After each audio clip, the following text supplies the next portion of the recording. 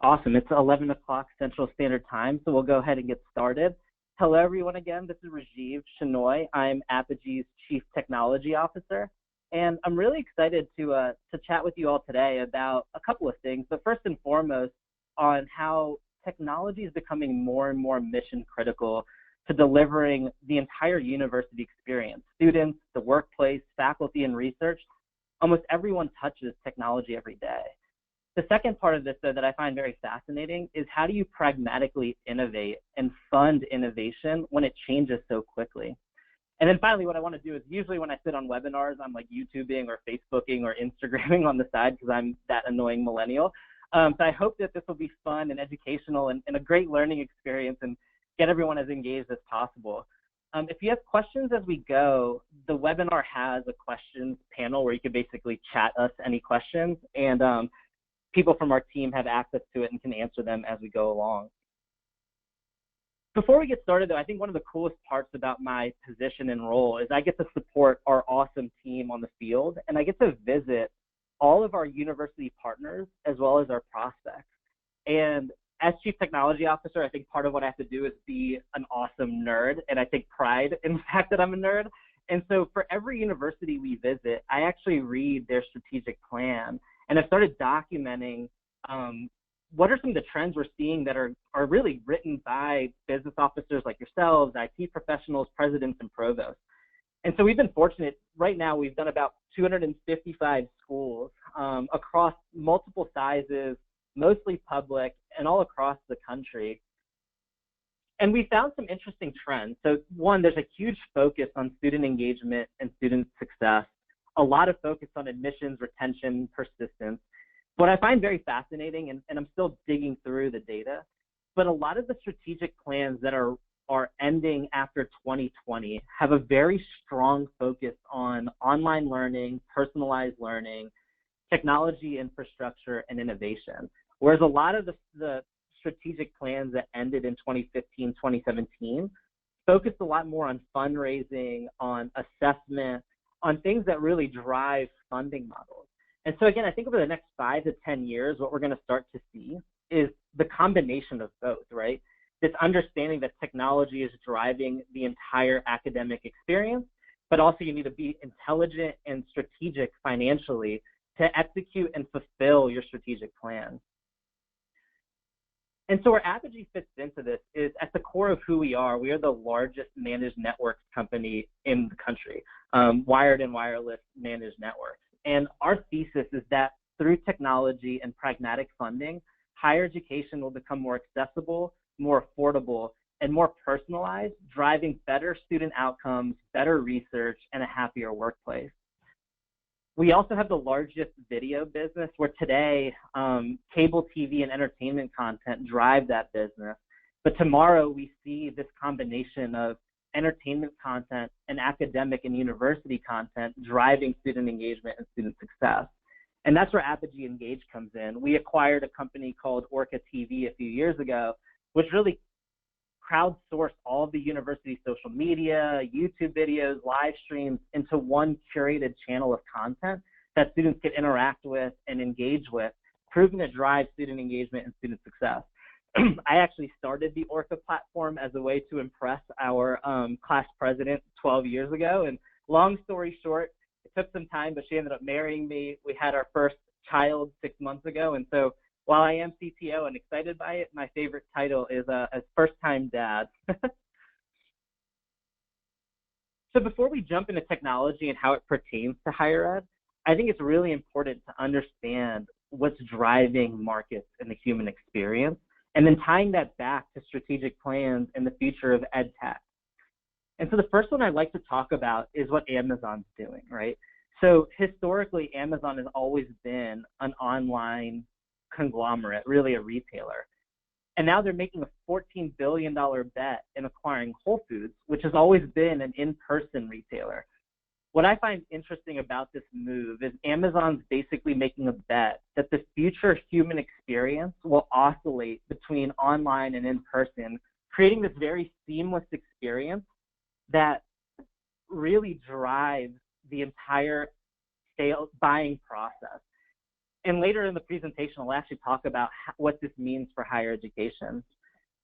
The second thing that I find really interesting is as new students come in, but also as younger people enter the workforce, understanding what influences them is really important to innovation and funding innovation. So growing up, I was an avid ESPN watcher. And so to put this into context, ESPN is the most expensive network when it comes to production and distribution. Disney spends about $9 billion annually on production costs for sports and entertainment. On Instagram, they have 8.1 million followers. To contrast that, and this is really disappointing, I guess, but Kim Kardashian, who spends literally no money on production costs and literally just lives her life, has 12 times the influence that ESPN does with 101 million followers. To put that into context, every time Kim Kardashian takes a selfie and posts it on Instagram, she gets the same amount of viewership as the Super Bowl.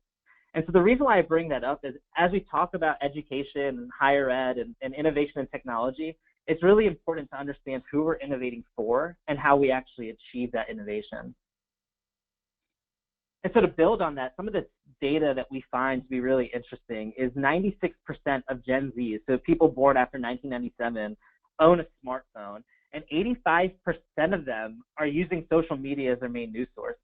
So unlike me, I was born in 1986, I guess I'm getting old, but I still log on to USA Today and New York Times and various news outlets to get my news, whereas my sister-in-law, who was born much after I was, she gets most of her news from Facebook and what people are posting on Facebook to really get her knowledge and information from. And so you can't have any technology presentation without the obligatory IoT slide where it shows that 20 years ago there was 44 million brick mobile phones. Then 10 years later there was the BlackBerry, which I had and loved, especially with that physical keyboard. And then there's usually some reference to Steve Jobs and the iPhone. And then that's when the hockey stick happens, right? Last year, there were 6.4 billion connected devices. And by 2020, various organizations like Gartner think that 20 billion connected devices will be out in the market and in use. To put this into context, I'm a millennial, so I'm kind of vain. So I was like, how does that affect my life? Well, 20 years ago, I was a mushroom cut kid I was 10, and I owned 0 devices, and I was lucky enough to get 10 hours of sleep. Then 10 years later, I was a sophomore in college. I started Orca TV. I had 2 devices and mandatory chose to only sleep 6 hours. And then my hockey stick is when I graduated college and became very immersed in higher ed. And personally now, 10 years later, as I mentioned, I am a proud father of a 6-month-old. I have 8 devices, and while I say I only get 2 hours of sleep, I've been lucky where Neeraj, our little man, sleeping through the night. So I'm getting more like 6 or 7 again. But the reason why I bring that up is, 1, to introduce myself, but 2, to put this into context, right? Everyone on this webinar, me included, are what I call digital adopters, right? We've been fortunate to adopt all of these technologies and learn as it grows. On the flip side, though, if you're born after 2000, or if you're my son, Neeraj, you're born with the digital DNA. The expectation of technology is equivalent to our expectation of running water, turning on a light switch to get the lights on, to driving a car. And so when we're starting to innovate and fund it, we need to keep that context in mind, that the students coming in, the workforce that's coming in, are so used to technology that it's ingrained in their everyday life. And so how this applies to higher education is really laced in strategic plans and driving outcomes. And so the first one I'd like to talk about is understanding what are the challenges we all face, right? So first and foremost, it's like we mentioned, Gen Z and technology is changing faster and the expectations are greater than ever before. But we also have an incredible amount of pressure around admissions, retention, student success, and persistence. And our data shows from our strategic plans that that's not going anywhere. Whether you wrote your strategic plan in 2007 or 2017, those 3 things are full front and center for every university in the country. But then we always get the constant reminder that there's incoming budgetary pressure. There's cuts. There's just today, actually, Birmingham Southern announced that they're cutting their tuition in half. the same way LaSalle did a couple of months ago. And so what we're seeing as we travel the country and meet with provosts, presidents, CFOs, and the rest is that first and foremost, campuses are starting to understand that technology and the internet are an important utility and application that will drive outcomes. And being able to be data-driven and have analytics, not just for the sake of having it, but for making more intelligent financial decisions, being more financially agile, and adopting new funding models is not only going to make higher education survive, but really proliferate into really a revolution, right? I mean, I think one of the coolest things that I've seen is when you read the news, it almost sounds like higher education is a relic of the past. But when you get to meet smart people on the road, what you realize is that through technology and through smart investment, we're actually going through the best revolution in higher education's history. And so today I want to talk about 3 technologies that we find will change higher ed. The first is the blended learning experience. So it really ties into what Amazon and Whole Foods are doing. The next is how the Internet of Things can be used to drive admissions. And then finally, how Wi-Fi and student devices will not only drive student success, but also give more insight into making intelligent financial strategic decisions around facilities and facilities management. And again, if you have any questions or if you have any comments, please feel free to fill out the questions tab in the webinar settings. So one of my favorite conversations that I had earlier this year was actually with the provost of Penn State University, who Dr. Jones was the Dean of Engineering at Johns Hopkins and was a big supporter of Orca. And he has been an incredible mentor of mine. And when we met with him earlier last year, Penn State was in the process of writing their new strategic plan.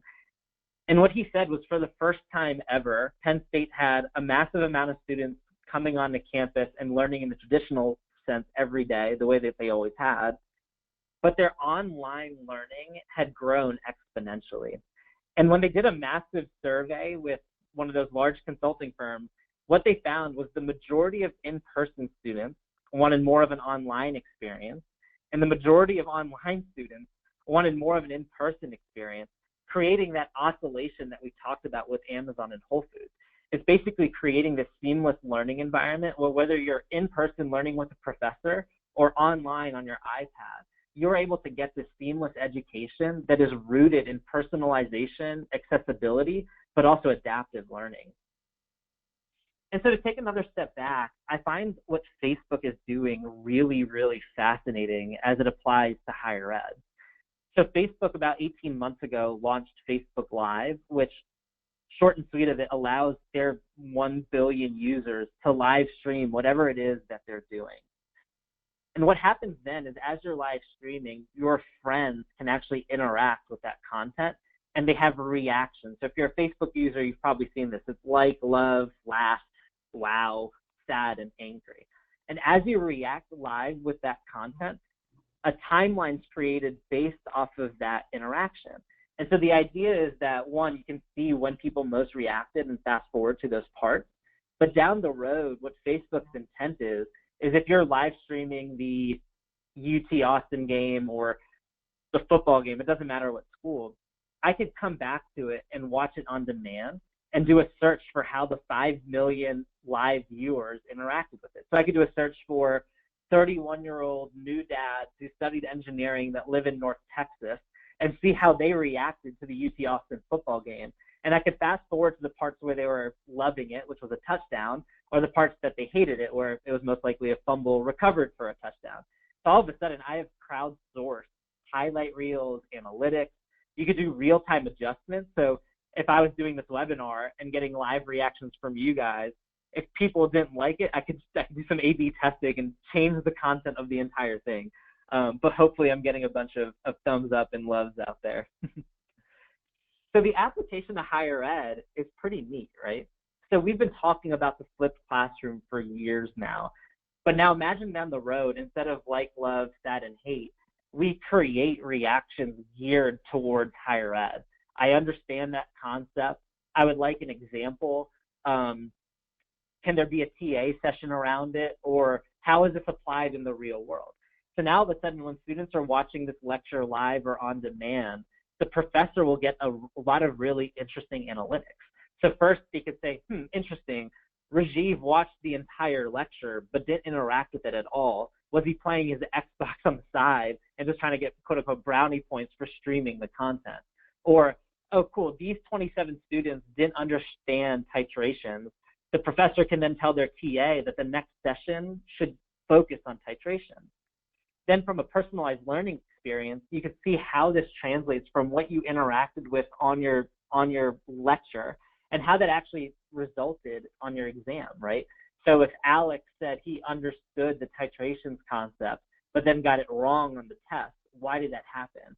Or two, if Rajiv went to the TA session and then got it right, does that demonstrate some form of outcome or assessment on our ability to create an adaptive learning environment that drives better outcomes?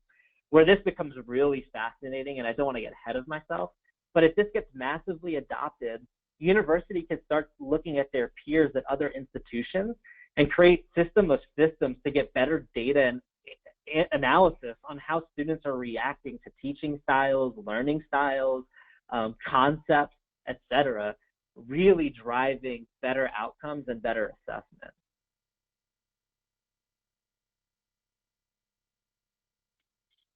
And so moving into a different world, what we're also seeing is the way office spaces and how the workforce is changing with technology pretty fascinating.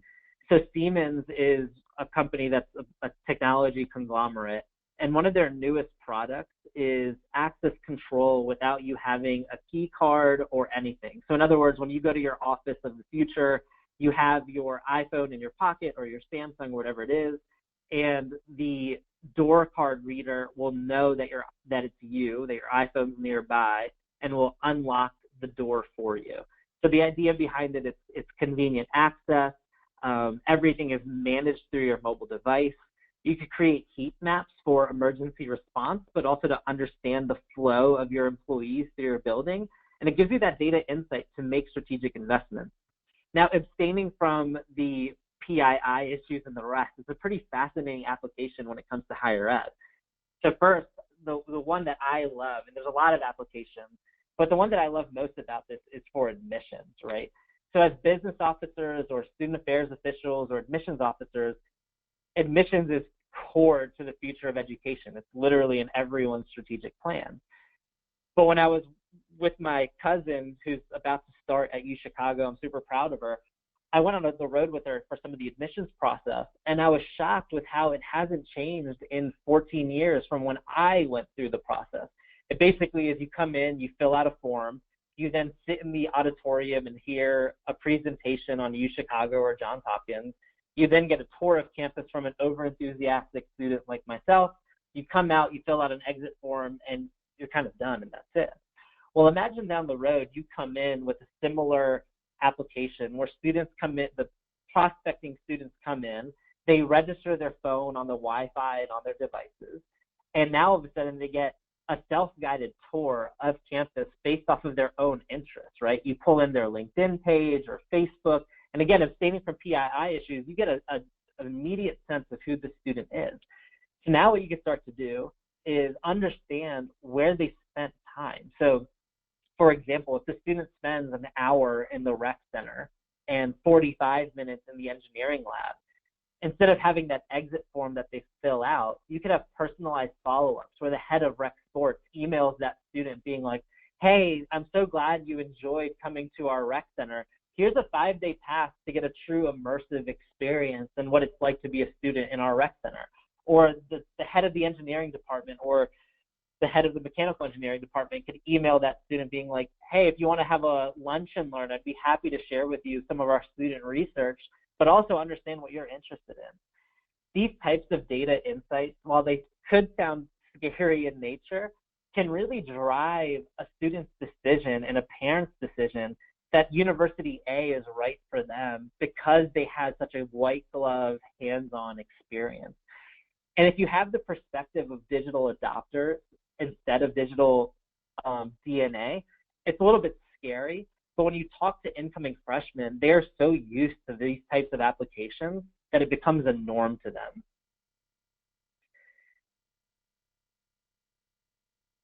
And so this is where really this white paper kind of changed my whole mind on a lot of things. So I love Starbucks. I go all the time. It's usually my office when I'm on the road. And there's a white paper that Harvard Business School put out on a Starbucks Google initiative, and I find it to be fascinating. If anyone's interested, I'd be happy to share it with them. But if you go to Starbucks and you get on their Wi-Fi, you will notice that it's powered by Google. You almost always accept the terms and conditions. Well, what Starbucks did was they started to analyze their Wi-Fi traffic on their Google Wi-Fi to understand the behavior of their retailers, of their cafe goers like myself. And so back in the day, the only data that they had was through transactional data, and that's it. Did a user come in and buy a coffee and come back? And they're able to track credit card statements to see recurring customers and what have you, but that's about it. Well, once they started to mine the Wi-Fi data, what they found was pretty fascinating, right? So one, they found that people who stayed longer in the cafe actually ended up buying even more than anyone else. But the part of the study that I found most fascinating was they found that Starbucks that were within a 5-mile radius of high schools had the highest rate of recurring customers. And what they found was that students were no longer studying in in libraries or at home anymore. They were coming to the local Starbucks to do their studying. So Starbucks made a nearly $1 billion investment in redoing all of their cafes within a 5-mile radius of Starbucks with high schools. And they put desks, they put lounge chairs, they actually increased the speed of the Wi-Fi so students can stream. And by understanding that customer behavior, not only did they see an increase in recurring customers, they saw a massive increase in customers in general, because even people like me who weren't high school students were now going to Starbucks to do their work. Pretty fascinating. And if you live near a Starbucks, you should check it out, because you will notice that if you go to Manhattan, a Starbucks is the exact opposite. It's almost very transient in nature, where there's no tables or chairs. You go in, you buy your cup of coffee, and you head out. Whereas the Starbucks near me in Dallas, Texas, is got couches and bean bags and desks with lights and power outlets. It's pretty cool. So how that translates for higher ed is very similar, right? By having a strong Wi-Fi network, by adopting data and analytics, you can start seeing the traffic on your own campus. Some of the applications are kind of neat, right? So if you start to understand how students are going from class to class, you could work with your food services group to say, oh, cool, at 8 a.m., our food truck should be stationed in this area, because look at the heat map. That's where most of our students are, right? Driving retail revenue. You can start seeing that students aren't studying in our library as much as they are studying at Cafe Q in the student union. Let's invest our furniture budget in the Cafe Union rather than on M level of the library. You can start tracking insights and behavior in terms of where students are studying, how often they're studying, and why they're studying in certain areas, and make the intelligent investments around that. And so when you're starting to fulfill your strategic plan and looking at it, you will now look at data in a very different way, creating stronger financial decisions, but also rooted in analytics that drive outcomes. And the best part about higher ed, and the part that being exclusive to it with Apogee makes it more fun, is we're all on the same team, if you will, right? We're all looking to proliferate research and improve and cure cancer. We're looking to graduate students to be better for their workforce. And as we continue to collaborate, not only cross-functionally within our university, but also across all universities, we could create systems of data to make better investments across our entire industry, really building off one of the foundational pieces of this country, which is higher education. And I get really excited and I get passionate. I apologize that that's probably a kind of a soapbox, but I really believe that, right? Through data and analytics, we can really change higher education for the better. And so to the point of this, how do you actually fund this? How do you get into the nitty-gritty of actually investing in this and doing it pragmatically? And so on this part of it, we've pulled in a lot of information, not only from our own experience, but from talking to CFOs, provosts, and participating in the Kubo more regularly to understand what some of the campuses we're partnered with are doing that are doing well, but also some of the things that we're learning from our non-partners that they're doing and doing well. And so the first thing is, and this is really coming from a Nakubo panel, and hopefully a lot of you sat in on it, but historically, finance never collaborated as closely with IT and with the provost's office, and we're seeing that naturally change. Finance and chief business officers are becoming core to the institution, and they're becoming far more strategic than ever before. So the first thing that we are seeing as a driver for funding model is reaching across the aisle as a CFO or CBO to understand what housing officers need, student affairs officers need, et cetera, to become far more financially strategic on achieving that strategic plan. The second part of this, and this goes back to dropping tuition rates, to increasing endowments and relooking at funding models, higher ed's being looked at even more and more so that the business side of this is going to drive in outcomes. How do you create the proper partnerships to really succeed? So there's a Wall Street Journal article that was issued years ago where Ohio State University actually outsourced almost all of their non-core functions to a private equity firm. So the private equity firm came in, they purchased all the parking lots, the airport, the stadiums, and operated it, but did a massive revenue share back with the institution to really create a win-win for everyone. And so those are the innovative models that we're starting to see grow across all universities, small to large. And finally, what that allows you to do is shift the focus away from non-core functions to the reason why we're there to begin with, which is the focus on education, student outcomes, and research. I'm going to pause for a second to see if there are any questions. Awesome. The second part of this too is we're finding that with technology that it changes so fast that historically it was looked at as an asset, similar to the way that new buildings were looked at, right? You go in and you purchase a bunch of brand new computers and you depreciate it or amortize it over 5 to 7 years, and then you make a large asset purchase again. What we're finding though is, according to Moore's law, which states that technology doubles in efficiency and effectiveness every 18 to 24 months, that model needs to change. The student expectation is different, right? With the iPhone 10 coming out and iPhone 8 coming out, there's a brand new system after 18 months since I've had my iPhone 7. And so what we're finding a lot of successful universities doing is migrating the mindset of technology from being an asset investment into an operating model that has built-in technology refreshes. It's partnering with companies that take the upfront risk off the university and providing it as a service back to the institution.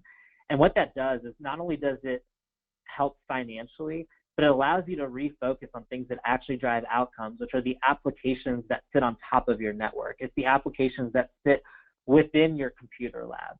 And then investing in support to handle that, right? When your network goes down, you don't need to necessarily invest in a large support staff on campus. You could work with companies like ours or others that have a 24/7 call center NOC built for higher education.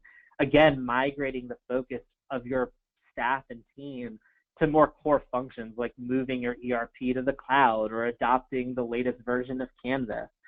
And what we're finding is that through those strategic partnerships, whether it's for the airports in that case with OSU or partnering with companies like us, it's what's really going to help drive financial stability, the sustainability around financing technology and investments, and really driving positive outcomes across education, research, and the workforce. And so as a quick takeaway, as you look to your strategic plan and continue to innovate around it and execute on it and fulfill it, we need to keep a close eye on who we're serving. And that's both our students, our future faculty, and future workforce, and what are the trends that are influencing them, whether it's the human experience that Amazon and Whole Foods is coming and how that affects the blended learning environment, to our influences on social media and ways to integrate that within our learning environment. It's to continue to be collaborative in nature and understanding that finance is becoming core to all strategic plans, and that partnering with the right people, both internally and externally, will drive not only innovation, but outcomes. And finally, the foundation of all of this is as higher education grows into the next decade, technology is going to become more and more mission critical in driving operational efficiencies and those academic outcomes.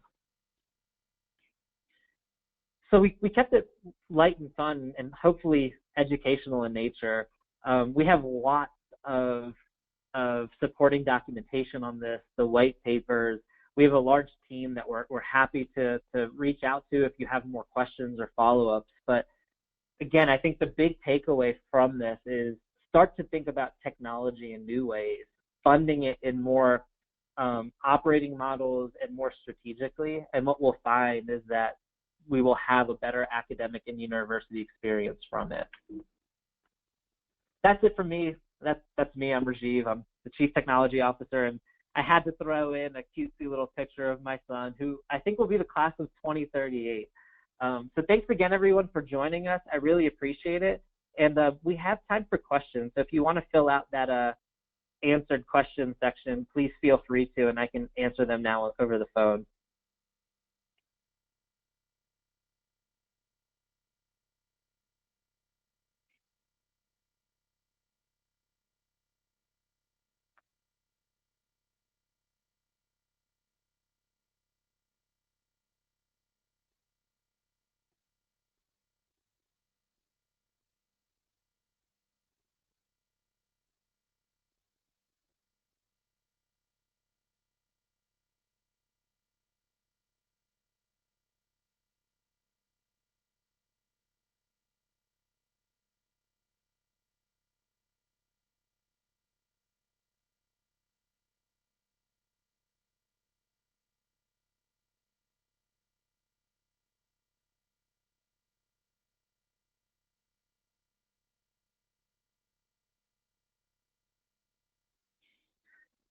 Awesome. So right now we haven't gotten any questions, but a lot of private messages. So I appreciate everyone's kind feedback. I'm glad it was engaging. Any questions though? Anything we can help with?